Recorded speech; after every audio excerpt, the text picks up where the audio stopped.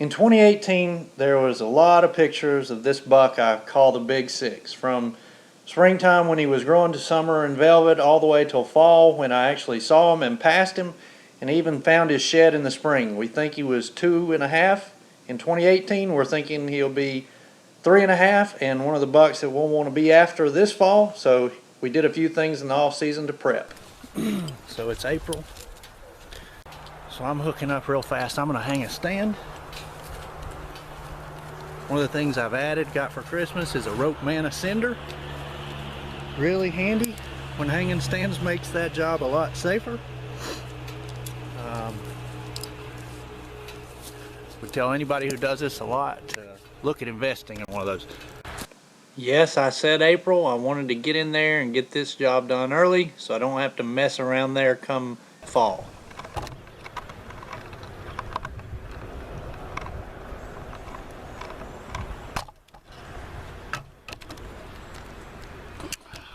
All right. So, made it up the tree.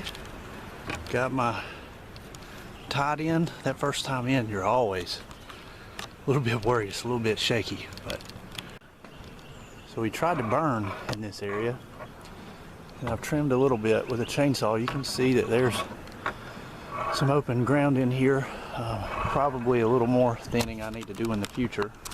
And this area didn't burn particularly well. There's food up on top of the hill, so I suspect they bed here around it. This buck that I call the Big Six, I had him in this area a lot, so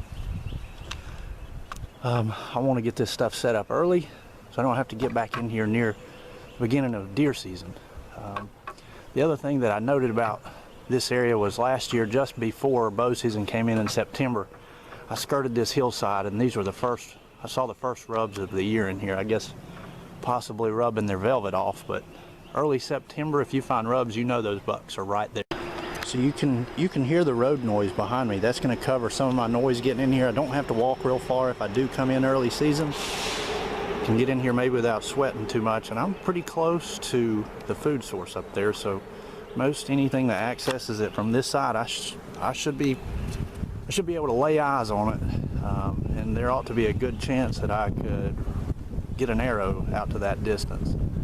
So you can see some of the char on the base of this trunk. You can see these fresh new tender shoots coming out of the ground. A little bit of grass here starting to come up, so I don't know, it may be working. Stump sprouts there and there, all up in here. The other thing this area's got going for it for early season is when I came in here, these larger trees are white oaks that I had left standing. So there's a big one, another good sized one. The stand down there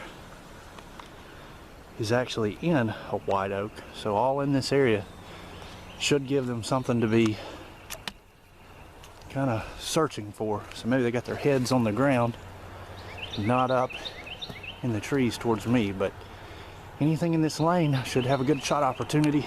So that food source that I mentioned from the stand that was up on top of the hill, look at this great looking clover. Now that looks great. I planted this, let's see, last spring, tore the ground up, scattered the seed, and it had a lot of weeds in it last year, but I kept it mowed. And it's got some weeds in it this year, don't get me wrong, but here's a close-up of that clover. I've got some dock coming in there and some other various weed species, but it does look really good. You can tell from the four-wheeler tracks that stuff is up probably 6 inches some places, maybe 10 in others. All right, I got several things I want to get done today around this food plot. First thing I'm going to try to do is stick a ground blind back in there so I can be tucked off the edge of this food plot.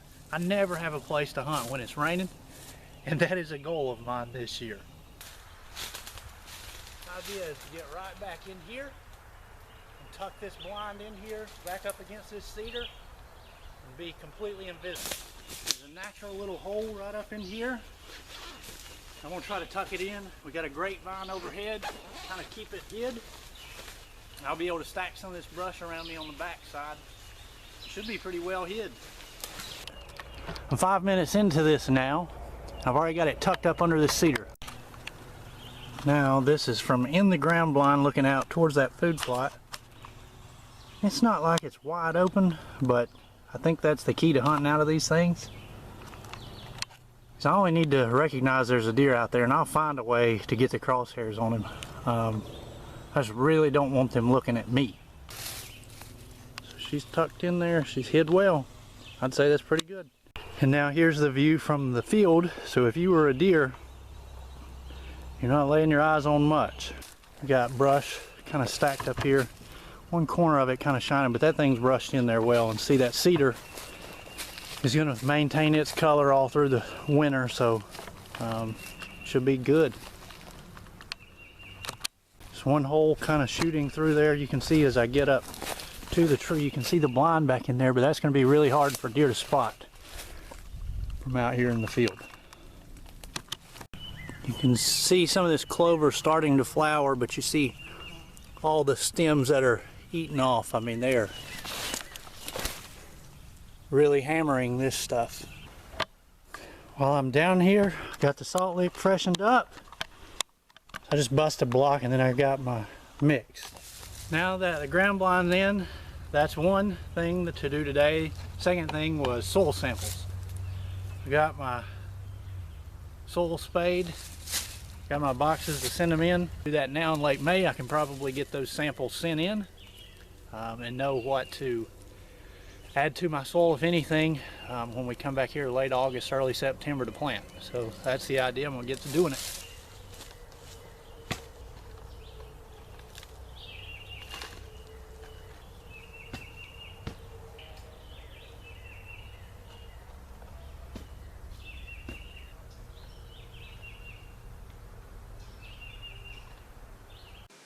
So yes, the weeds were terrible. I had a weed eater and a metal blade with me, didn't have the lawnmower. The reality is if I didn't get the weeds down, it would suffocate the clover, so you just do what you have to. It's the way it goes with food plots. It's just a matter of how much effort you're gonna be willing to put in. If you're willing to put in the effort, you can make it happen. This is proof in the pudding. I weed eated 1/2 to 3/4 of an acre that day to get this job done. Here's the after mowing or the weed eating of the clover. I'll leave some tall patches in there where they'll feel a little more comfortable standing out here in this field. Cut some areas through the center. They'll feel I'll have some good shots coming from that stand up there. So last year on my first hunt here, I had deer walk directly under me and stand there for about 10 minutes before they committed to coming out in the field, and they eventually ended up busting me. So on the first sit of the year, I feel like I messed up a little bit. I got some wire, a couple T-posts that I'm going to string out right beside the stand. I don't like them right under me, so I'm going to try to detour that.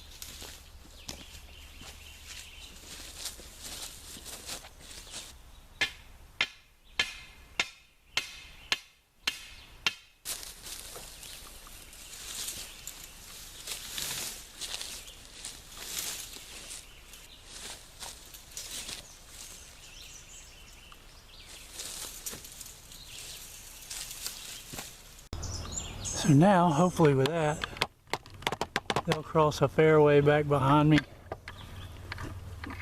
I'll cross out here at the end of this, or even better, right down here about 25 yards and step out into this opening and go into the food. July the 13th, checking on food plots. I brought a spray tank with clethodim in it, and this clover definitely needs it. Got a lot of Johnson grass coming up in it, so we'll get that competition knocked out today. You also see some flowers on some of this, so need to be mowed before long. Also did a soil test, so I've got a bag of 0060 today that I'm going to add to it. 50 pound 0060. Do my regular maintenance on this today. We should be ready, pretty good shape going into the fall. I'd say they're using this mineral. I actually saw some deer run off when I ran up here. So as we roll the calendar to August, I'm about done with what I can do to prep. I mentioned I found the shed to that big 6. Here that is. Planning piece is done. We've got multiple options set. We just need him to really show up. If we see him this year, great. If we don't see him this year, I'm almost just as excited. Because it'd be really nice to get one to 4.5. That doesn't happen just a ton around here, so it'd be great either way. If he does similar to what he did last year, we had a lot of trail camera pictures of him. Saw him, Dad saw him and passed him. We ought to have an opportunity at him. We'll just see how the fall goes, but for now, this is it on the story of the Big 6.